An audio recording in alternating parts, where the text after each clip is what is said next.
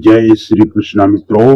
भारत का सबसे ताकतवर योद्धा खुद औरंगजेब भी डरता था। आइए दोस्तों वीडियो में जानते हैं। लेकिन वो मराठा राजा स्वाभिमान से भरकर अपनी छाती चौड़ी कर औरंगजेब के सामने डटकर खड़ा रहा। औरंगजेब सहन नहीं कर पाया, वो गुस्से में आग बबूला हो गया और उसके आदेश पर अब धीरे धीरे वो शूरवीर मराठा राजा की खाल को खींचा गया। दर्द ज्यादा हो इसीलिए जख्मों पर नमक छिड़का गया, आंखों में मिर्च को डाला गया, बालों को खींचा गया, शरीर के मांस के टुकड़े निकालकर कुत्ते को खिलाए गए, उंगलियां काटी गई, हाथ काटे गए, गर्म लोहे के सरियों को आंखों में घुसाया गया, जुबान काटी गई। हर रोज उसके शरीर से एक एक अंग को काटा जाता। लेकिन अब सवाल उठता है कि आखिर कौन थे वो राजा जिनसे औरंगजेब भी थर थर कांपता था। आखिर क्यों औरंगजेब ने कहा था कि अगर मेरा एक भी बेटा उस मराठा राजा की तरह होता तो मैं संपूर्ण भारत को फतह कर लेता। यह कहानी एक ऐसे सूरवीर योद्धा की गाथा है जिसे सुनकर आपका खून भी खौलने लगेगा और आप भी अपने आप को गर्व से एक हिंदू कहेंगे। आप कह उठेंगे, संभाजी महाराज की जय। मराठा साम्राज्य की नींव रखने वाले और देश को मुगल शासक औरंगजेब से बचाने वाले महाराज छत्रपति शिवाजी के घर में एक पुत्र का जन्म हुआ। साल था 14 मई सन 1657 ईस्वी। कहते हैं महाराज छत्रपति की 4 बेटे थे। उनमें सबसे बड़े थे छत्रपति संभाजी महाराज, जो आगे चलकर संपूर्ण भारत पर मराठाओं का परचम लहराने वाले थे। कहते हैं जब वो 2 साल के थे तब उनकी माता सईबाई का देहांत हो गया था। उनका पूरा पालन पोषण उनकी दादी जीजाबाई ने किया था। अब जब वो बड़े हुए तो शिवाजी महाराज ने उन्हें अच्छी शिक्षा पाने के लिए आमेर के राजा जय सिंह के यहाँ भेज दिया।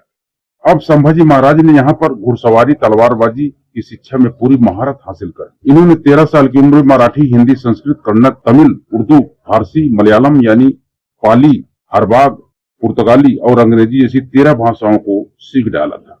इन्होंने 14 साल की उम्र में भूषण नायिका वेद नच्छी और 7 शतक नाम के साथ लिख डाले। कहते हैं कि 1680 में छत्रपति शिवाजी महाराज की मृत्यु के बाद उन्हें राजगद्दी पर बिठाया गया। इन्होंने अपने 9 साल के शासनकाल के अंदर 12 से भी ज्यादा लड़ाइयां लड़ी, जिसमें वह एक भी नहीं हारे।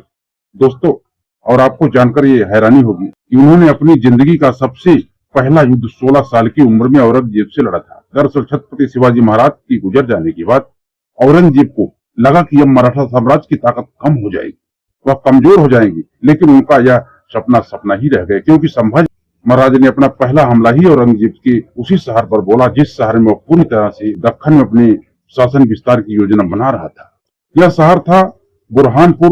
दूसरी तरफ मराठा का पूरा बचपन ही सरहदी की पहाड़ों पर गुजरा था। अब वो चप्पा चप्पा सब कुछ जानते थे, उनके दर्रे दर्रे से भी वाकिफ थे।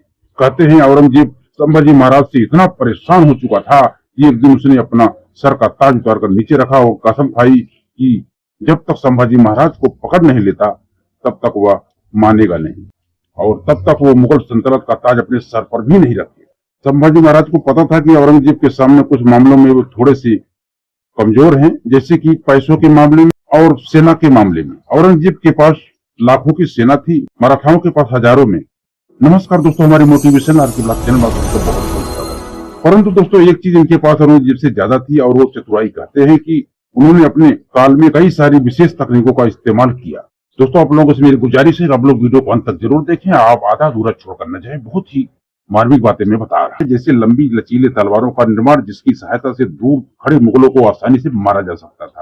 साथ में ही उन्होंने अपने आसपास के गांव के जो मानिंद लोग थे और जो जंगल में रहते थे उन सबको भी वो पारंगत कर दिए थे तीर चलाने, और उन्हें पेड़ों से तीर बनाने के लिए कहा और पेड़ों से निकलने वाले रबर से उन्होंने कपड़ा बनाकर उस तीर पर लगाया, जिसकी अंतिम छोर पर बारूद भरा जाता।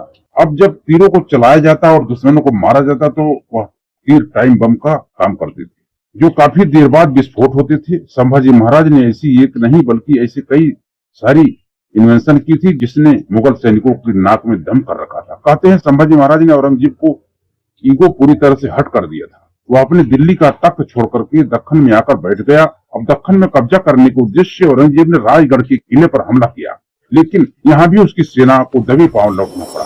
1682 से लेकर के 1688 के बीच मुगलों और मराठा के बीच कई बार सारे युद्ध हुए, जिसमें संभाजी की नेतृत्व वाली सेना हमेशा जीतती गई।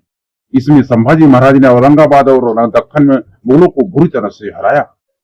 अब आप जरा इस बात को सोचिए, औरंगजेब के पास 8 लाख की पैदल सेना थी, साथ ही 75,000 घुड़सवार और 35,000 ऊंट और 40,000 हाथी की विशाल सेना थी, जबकि संभाजी महाराज सिर्फ 20,000 सैनिकों के साथ भी मुगलों पर भारी पड़ते थे। कहते हैं जब औरंगजेब को लगा कि अब वो संभाजी महाराज को हराने में थोड़ी सी मुश्किल का सामना कर रहा है, तो औरंगजेब ने पुर्तगालियों को अपने साथ लेने की कोशिश की। लेकिन जैसे ही संभाजी महाराज को इस बात का पता चला, उन्होंने पुर्तगालियों को गोवा से ही ढेर कर दिया। अब संभाजी महाराज के साथ उल्टे उलझे रहने का एक और झटका औरंगजेब को यह लगा कि वह दक्कन में संभाजी महाराज के साथ लड़ रहे नार्दर्न एरिया में अपने साम्राज्य से उसका ध्यान पूरी तरह से भटक गया और इसका फायदा उठाकर बुंदेलखंड, राजस्थान और पंजाब जैसे हिस्सों में मुगलों का तगड़ा झटका लगा दो।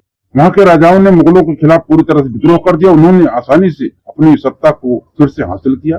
पूरे 9 सालों तक औरंगजेब सिर्फ संभाजी महाराज के पीछे था, बाकी किसी भी चीज की तरफ उसका ध्यान नहीं जाता था। लेकिन मराठा योद्धा किसी भी लड़ाई में हार का मुंह ना देखना पड़ा। जिसने औरंगजेब को अपने इशारों पर नचाया था, वह आखिर में अपने ही सगे संबंधियों से हार कर उनकी साजिश का शिकार हो गया।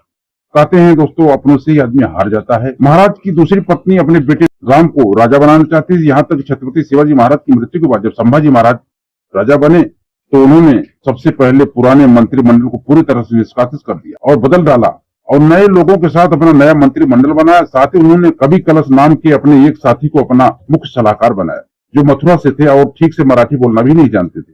अब इस बात से जो पुराने लोग थे उन्हें काफी इंसल्टिंग फील हुआ और उन्होंने उसके बाद ही साम्राज्य में और उनके घर में उनके बहुत सारे दुश्मन समझौक पैदा हो गए, जिन्होंने फिर संभाजी महाराज को आखिरी दम तक परेशान किया। आखिर में उनकी मृत्यु भी उन्हीं के कारण हुई।